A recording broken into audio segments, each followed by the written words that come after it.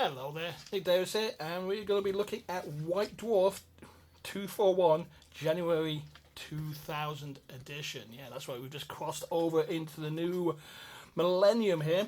Although this White Dwarf was done back in, let's see, likely September, November of 1999.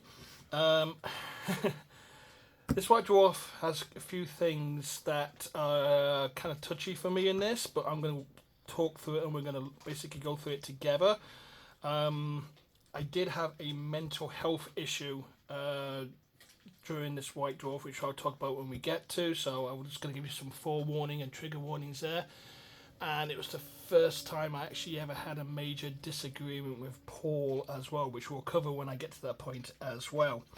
At this point in White Dwarf, I had been working non-stop for almost 2 years straight, almost not 24 hours a day, but I was living, breathing and working in the hobby very intensely, and it was starting to basically niggle at me a little bit and was affecting my personal life, and in turn started to basically affect my working life as well. But we'll cover that when we get to it. I now give you a bit of a preamble here, so you're kind of going, what on earth is Nick talking about here?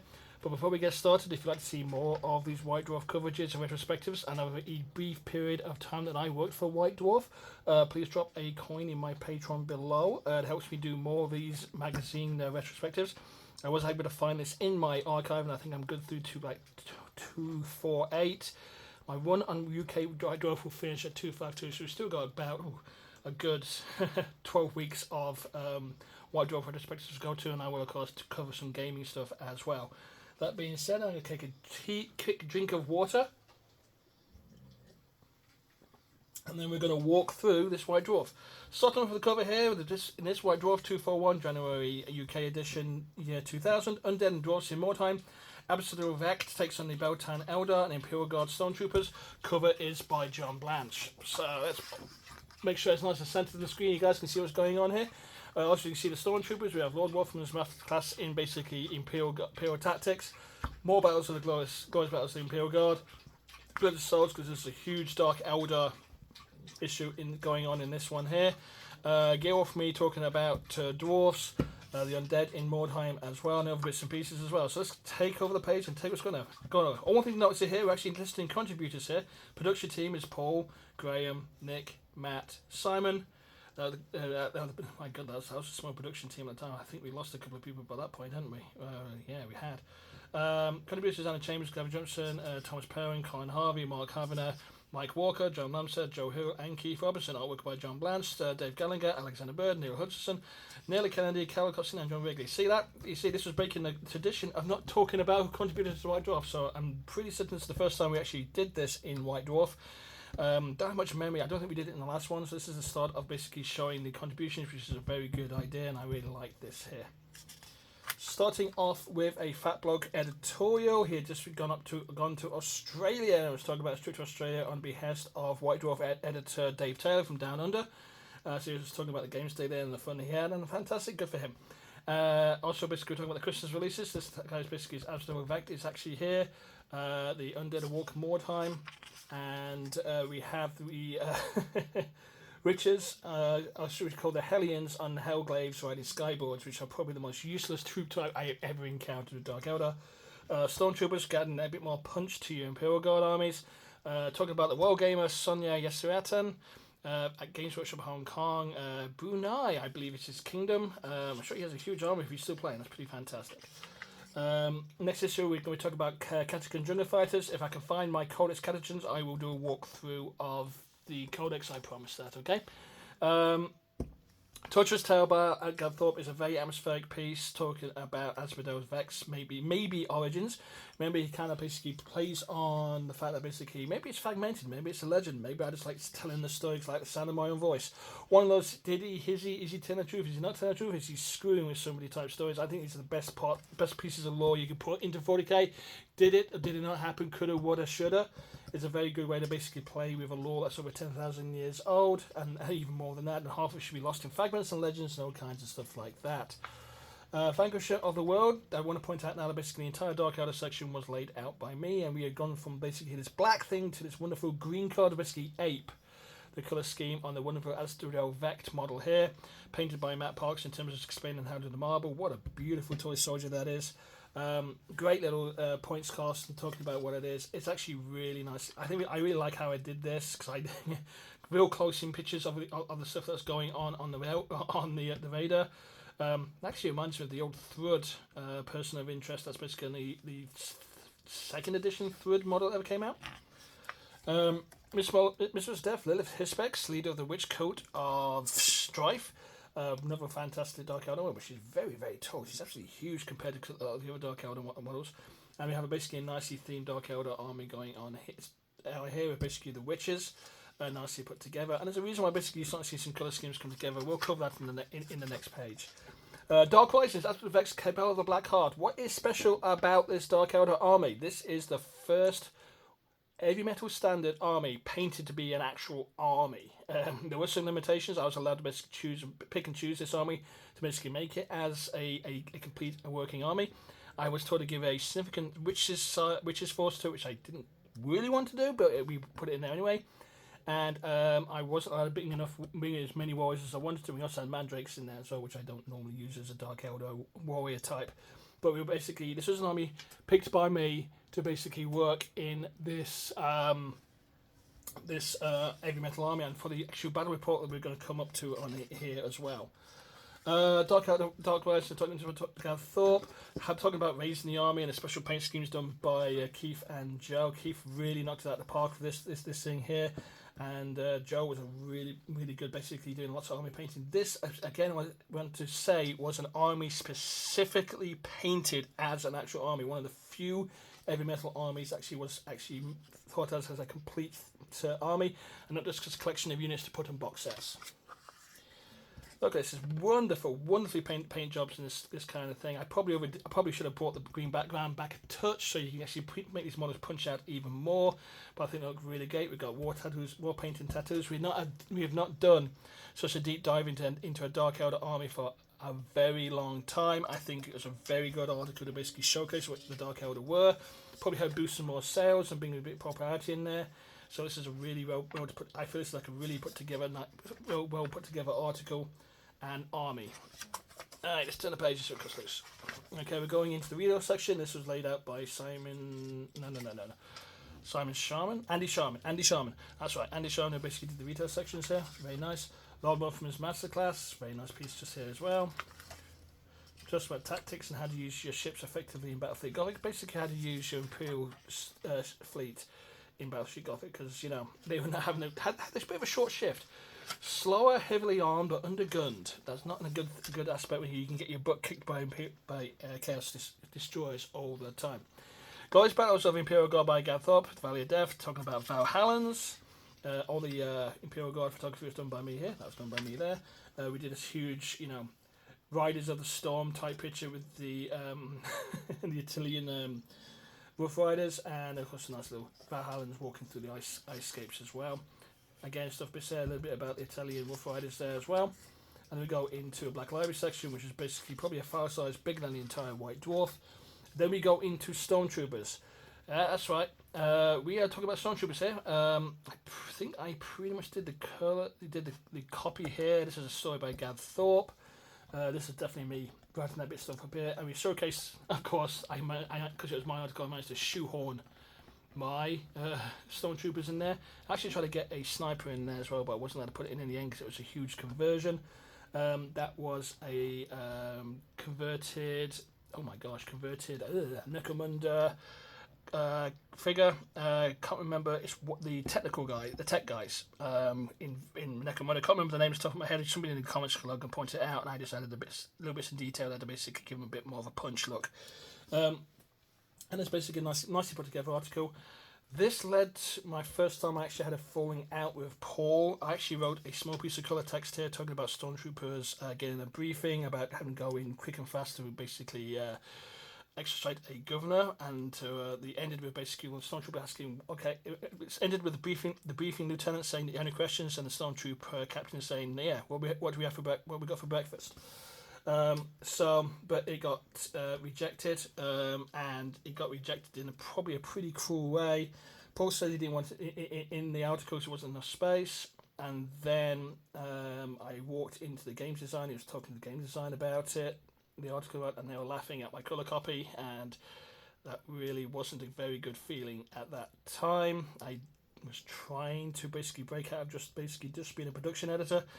It was kind of painful to watch, and we did actually have a bit of an argument and a falling out over that, and led to a very interesting review, and probably coloured what one of my decisions to come in the near future.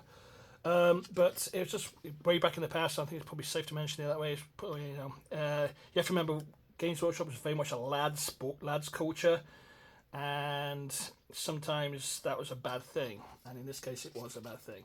But this was a fun article to put together. Shame I couldn't get my colour text, and I think it would have worked, but Gav's stuff is pretty cool as well, so let's go with that. Defenders of Humanity, Imperial Guard Garrisons. James Johnson talking about Imperial Guard Garrisons, as Don thought Major Garrison, talking about understrength garrisons and putting together garrisons and that kind of thing, which was kind of fun as well. Nice little pictures going in here. Fun stuff. What I really like about this article about garrisons is this wonderful Rough Riders and Giant Lizards. I'm pretty certain I probably inspired a few folk to basically have go at it themselves. Those are classic catchguns on top of at the time the new metal cold ones. I think they were the skink cold ones by the looks of them. Not sure about the flamer and a Rough Rider. That'd be pretty much of a blowback, but looks like a fun little conversion here. That's my bold toast up as well. I think we cover his army in a later White Dwarf. And the retail section again by Andy Sharman. Nicely done. We'll just get through this if we can. Operation Valka. More Operation Valka. Yeah, that's a big section actually there, wasn't there? Return of Mike Walker. Yes, actually, I kind of like the way this is actually nice and open and laid out. That looks pretty cool, doesn't it? Mike Walker talking about basically his unique view of Warhammer. A nice, fun little article talking about how to basically, rank up your armies to basically use them effectively. I think this is a really nice article. I always like it when basically we get a point of view from outside the bunker. And Mike Walker's always unique, fun articles to read. Look at that, it's fantastic. Just talking about, army positionings and how to use your units. And it really is an interesting little article about tactics. I actually used a couple of these in my Warhammer army, which at the time was Lizardmen, and actually had some effective fighting going on. We had a one-page Warhammer box set, multiple move-around advert. We made a lot of this to basically shift around page counts to make sure we have things presenting on the pages we want to present. Very useful things to put in and out of a magazine. We could rotate them around. Town Crier was basically designed by Matt Hudson to look like basically a news sheet you would get out of something like Warhammer out of the old world. Very much a 16th century type newsletter type thing. Things are not quite right, things are slightly off kilter and that kind of thing. I think the only thing we probably got wrong is probably the typeface. We probably should have gone a little bit more, I don't know, boldface or something like that. But it's a fun little article, and basically it's a nice introduction to the Town Crier. It makes it look really nice, talking about the new releases. I really like the fact that we themed this section specifically to Mordheim. I think this gives the game a nice special edge, and it's a wonderful, wonderful item there. Blood in the Streets basically has the expansion set that gives you more rune buildings for only $12, which would be about £12, $15 US. Really love that little halfling. That's great. One. Dwarf Treasure Hunters, special rules for them. Henchmen, nobles, and that sort of thing. It was fun to have these rules in here so you can basically build up your armies without having to get the book. Special weapons, dwarf axe, basically special skills you can get as well. Then we're talking about the mercenary miners, the henchmen. This is really nicely done. I like this. And then basically we had a showcase of a Witch Hunter army by Colin Harvey of all folk. Really nicely done. Fantastic toy soldiers. I really like the Mordheim toy soldiers. Mordheim, they get the flexibility to give you to put different things in there and give you some interesting matchups and builds. And some interesting toy soldiers as well. That is the Priest of Sigma. Slightly converted with a handgun and a sword. That's really nicely done. I like that. That's like way the monks as well. That's really cool. Lurking in the Shadows, the immortal threat of undead in Mordheim. Again, really being the undead into Mordheim. So you can get all kinds of factions going on in the city, which is pretty cool. And then we have basically some pictures of here. This is Graham Davies' Undead Warband. I fought against these a couple of times, and they were tough fighters, especially dealing with those rights. That was a really tough one to go with. And then we got Undead Baron, and it says Advanced Relentless on the Warband of Reichland. And then we finish off with the Town Crier Classified. She's especially fun little classified, gives it extra colour to the games. Johan the Knife is around now, so that's kind of our way of basically announcing the release of the miniature. Johan's Goods has got Johan's Emporium has a double-handed sword, lantern, and an apple of all things. They counter Vendicum's Miscars. Why do you call Yeo to Gatekeeper's Cottage? What is that apple all about? This one, I guess we will find out. She's got the apple. Okay, another one-page ad, and then we go into Bloody Souls. Bloody Souls is a Warhammer 40k battle report by Gav Thorpe, Paul Sawyer, Nick Davis, Keith Robertson, and Simon Shuker. Simon Shuker doing the reporting, Gav Thorpe and Paul Sawyer playing the Eldar, Nick Davis and Keith Robertson playing the Dark Eldar. This features the Dark Eldar army that was specially made and painted to be an actual army. Yeah. Before we go into this one article here, I wasn't in the right frame of mind for this one at all, and my long-time girlfriend, who we basically bought a house together, we just broken up, and I really should not have came in for this battle report at all, and maybe put it off for a couple of days. My mind wasn't in it, and I pretty much halfway through had a bit of a breakdown. But it being the typical lads culture that Games Watch was at the time, I couldn't really express that to anybody or tell anybody about that, so I kind of got a little bit introspective and turned into myself a little bit, which made for a bit of a stuffier game. And I can only apologise to Keith Robinson, who basically was given special permission to be my gaming partner for this, and I pushed for him to be the gaming partner for this battle report because he did a beautiful job on the Dark Eldar army. So Keith Robertson, if you ever see this video, I just want to say I'm very deeply sorry for basically probably ruining your experience. That's completely on me. I really should have took better care of my own mental health at that time. I should have took time for myself, but we all know what Games Workshop was like back then. If you showed weakness, you kind of got pounced on and ridiculed, and there were parts of Games Workshop at that time that just were not good. If you basically were hurting or basically just needed time to find yourself again. Yeah, you can tell I'm feeling a little bit hesitant about this. I knew this was going to be tough going into it, and I'm actually feeling myself not feeling good about having to turn this page here. The battle report is beautifully done. The battle is actually kind of fun, but you can tell halfway through where I basically something just snaps in me and I just can't play properly. I just can't communicate properly. I'm getting turned into myself, and I was starting to get ridiculed a bit by Paul at this point as well, and it really wasn't a fun time for me. I mean, don't blame Paul for this. This is purely on me. This is, everybody knew about Games Workshop and Wolf Games Workshop at that time, knew what it was like. It was just one of those things. I'm not proud of my behaviour. I'm not proud of basically the way I was treated because of it, and I'm not happy basically because Keith Robertson was the big loser in this, if anything. So again, Keith, I am sorry. I am really sorry. It's all on me. It's all on me. That's all I'm going to say. That's the Beltan Swordwind Defender host. That's the fun stuff there. Basically, that's a beautiful Beltan army. Some of his units were specially painted again. I think they got the Warp Prism for this as well, and a couple of these jet bikes to put in here to basically give it a bit more punch. Wasn't really a proper put together army. I probably would have gone for a few more Guardian units in this, but that's the way it is. This is the Dark Eldar army. Look at those sideburns and that guy. What was I thinking? Look at this. Fantastic. Beautiful army. Absolutely is a beautiful army. Didn't use it effectively at all, but yeah, that's just on me again. Beautifully laid out. Simon did a fantastic job with his 3D texture maps here. These look really wonderful.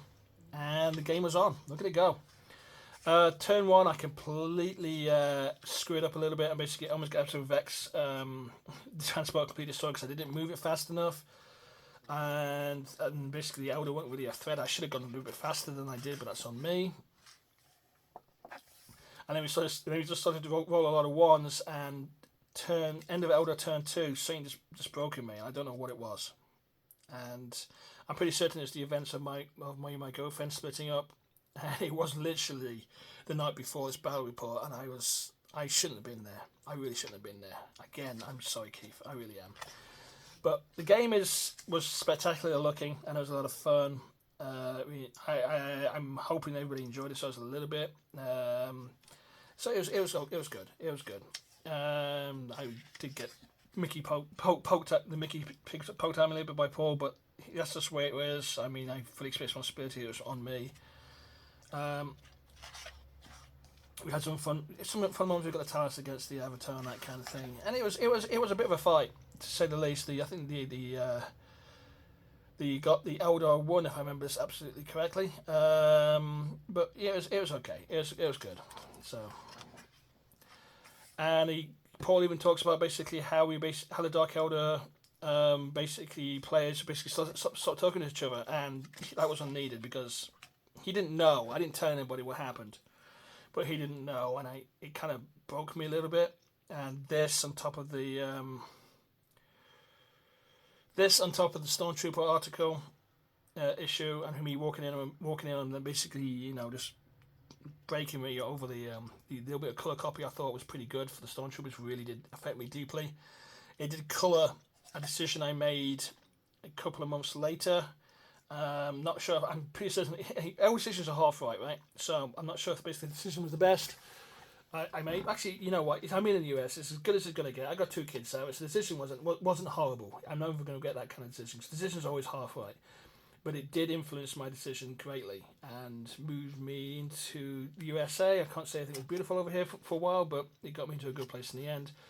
Mail order section here, all laid out by me. Lots of toy soldiers again. I love putting toy soldiers into the mail order section. I enjoy this so much. And we put together a fantastic section for you guys to look. You can just imagine a kid going in and just ringing his out, I want this, I want this, I want this. Because why not? It's fantastic. Journal subscriptions here, and we end with a Mordheim fight again. I actually like that statue, looks really good. And that's that. So, there we go, my friends. The White Dwarf that broke me, literally and figuratively. All I can say, guys, is if you really can't have an issue, take some time for yourselves. I'm going to post the mental health hotline numbers for the UK and the US in my little comment section below. If you ever feel you need them, don't try to be a tough it out. It does catch up on you. It caught up on me significantly, and have significantly affected me throughout this entire production run of this White Dwarf, and significantly affected my attitude a little bit for a couple of months after as well, because I just lost everything at that point. The girl I was going to spend the rest of my life with, we just went our separate ways, and I kind of went freewheeling. I guess in the end it was meant to be, because I ended up in the end in a good place where I am now. But at the time it was very painful, and all I can say, guys, is if you're having any mental, guys and girls, don't be shy. If you have any mental health issues, take a walk. Take some time for yourself. Talk to somebody. If you can't talk to a family member or a friend, call the number and speak to these people on these crisis hotlines. They are there to listen to you, and they won't judge you, okay? I'm not going to lecture you anymore. That is White Dwarf 241, absolutely done and complete. I want to thank you for coming this far. If you got past my little mental health breakdown through the battle report, then congratulations, thank you very much. I'm sorry this was a little bit of a downer, but I have to be truthful in these retrospectives. If not, that's unfair on absolutely everybody. We're going to 242 next, so we're going to be experiencing a bit of an uplift there, and things do get a little bit better. I've got about another 10, 11 issues to go before I finish with UK White Dwarf and move to the USA. So we've got some time to go yet, and I promise I'll do a couple more retrospectives of a few more gaming materials as we go. Let me know what you want to see in the comments below. I always appreciate it. I always do my best to reply, or at least like all the real cool comments. Don't be mean in the comments below either, by the way. This is a very serious issue for a lot of people.